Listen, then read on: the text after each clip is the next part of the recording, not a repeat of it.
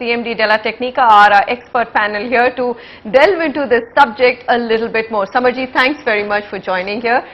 Jimmy, thank you very much for making the time to come and discuss this very interesting topic. I don't know whether you can really call them tricks or you can just call this being extremely non-transparent and deliberately misleading. But let's start with sample flats because you're a principal architect. So tell us, I mean, how much of a difference do you see between sample flats which are shown to customers and what they get actually at possession, and where all are the differences?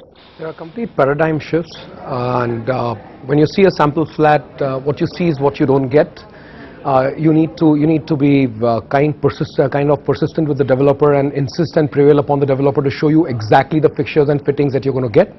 Predominantly, where there's very little saving that's possible on part of the developer once he employs a good architect and a good structural consultant in the basic cost of construction. But yeah, savings can be done in design, and majority of the savings are done in fit outs and finishes items. These are the items that you really need to watch out for and look for.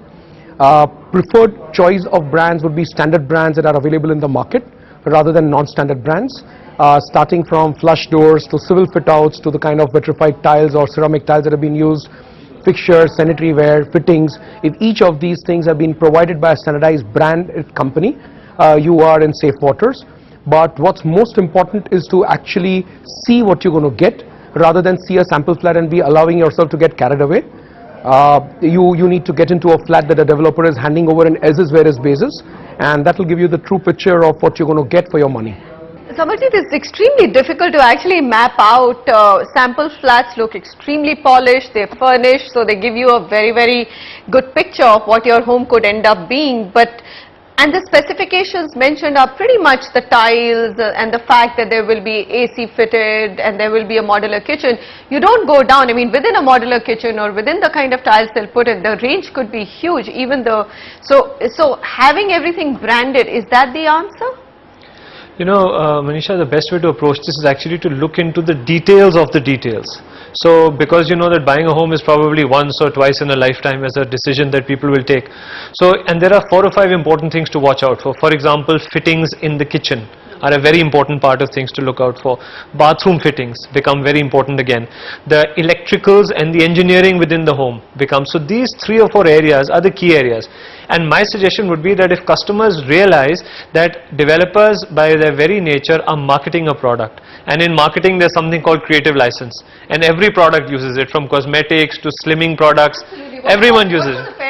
All of those. So, you know, all of them use creative license. So I think to some extent creative license is okay and developers are fine to do it. But customers must hone in on the 3 or 4 areas that are critically important. And there, no amount of questions are enough. You can keep asking and keep look for documentation which details what you expect. And if you exercise that level of care and you are careful in getting written communication, I don't think you will get into too much of a problem in this day and age. A couple of years ago, it was more of a Wild West scenario, but today things are much better. So if you are diligent and particular and focus on written communication with the developer, you should be okay. You should be okay. Jimmy, tell us in terms of just the quality of construction as well. These are of course the details of inside a house, but I went to a friend's place and again, without naming any developer here, they said they'd moved into a brand new flat and they were trying to get a AC fitted, and there you go, a chunk of wall fell out. So how do you ensure quality there? See, along with a branded developer, what's very critical is to get into and dwell in who's the architect for the project. Usually architects of a certain repute do not compromise who are the services consultants of the project, which our consumers are completely oblivious to. I have never heard of a flat buyer asking a developer who's the MEP consultant of the project. Like you said, they wanted to fit an air conditioner and a portion of the wall fell down.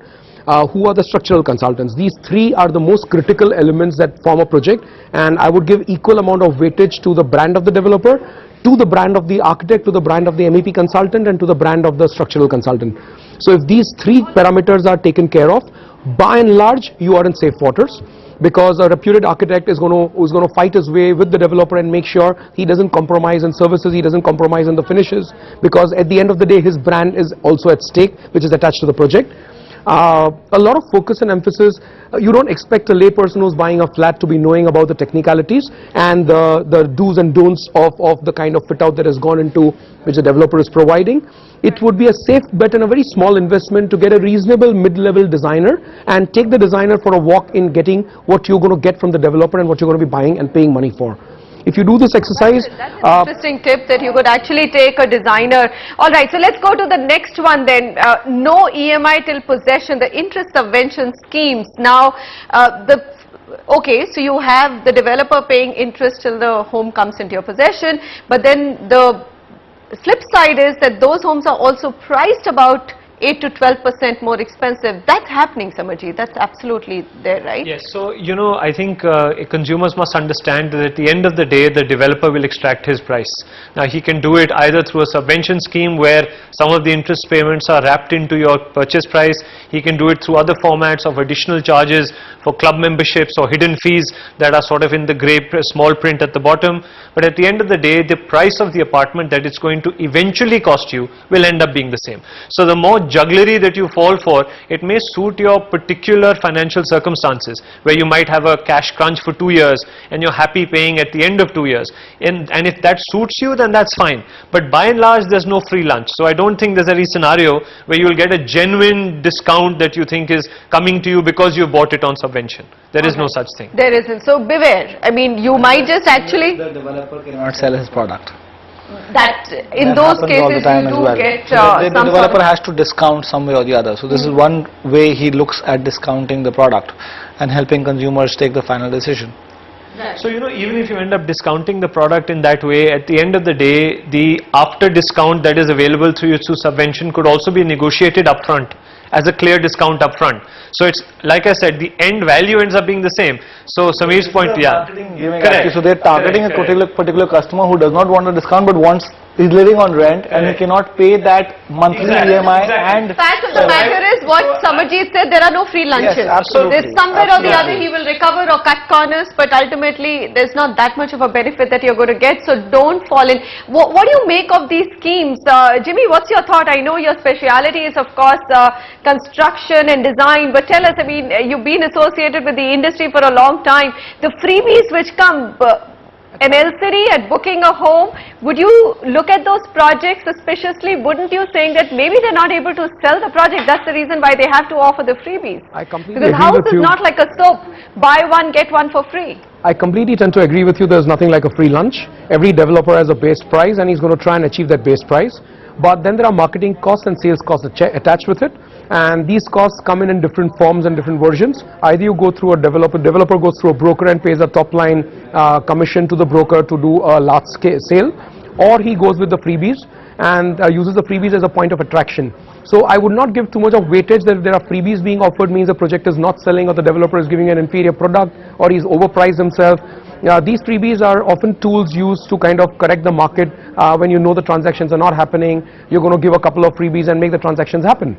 I would not give too much of weightage, but at the same time when the freebies sound too good to be true, you need to tell yourself there's nothing like a free lunch. Samarji, would you agree with that? Don't give it that much of importance. It could, because every developer will also have a certain amount of money set aside for marketing. So whether he wants to do an ad campaign or does he want to give a LCD for free, it's pretty much his choice on how he does those marketing spends. Because So I get a bit suspicious. So I agree with you, but historically things like homes or doctor services or CS services are not really advertised. So today when these modern age marketing practices are practiced, the Indian customer is a conservative customer, so he tends to worry about, is there something wrong with the product that's requiring such hard sell. But I do want to caution against painting this whole picture with one brush, because you must remember that the homes are modern today. They have features that people don't understand. You may have a kind of air conditioning, ARV air conditioning that someone might not understand. So it is for the developer to use his marketing muscle to explain features that are important for customers to get because they were not available before. So I think the calibration here required is that the customer has to realize that there are certain factual benefits and certain part of it is hype and lifestyle building and all of that. And when you're a smart customer and you use the right advice, and like my colleague said, that you can actually look to get an interior designer to give you input. So if you calibrate and you play clever, you can cut through the clutter quite easily and understand what is real value value and what is just part of the marketing buzz that's being created. Alright, so at the end of it, I think the idea is to make sure that all of you understand, go to the nitty-gritties, don't get taken in by the big marketing splashes or promises, but figure out what are you going to get as a product, and in any kind of subvention schemes or interest waivers, what is the end cost? Are you getting any benefit or not? Samarjeet and Jimmy, thank you very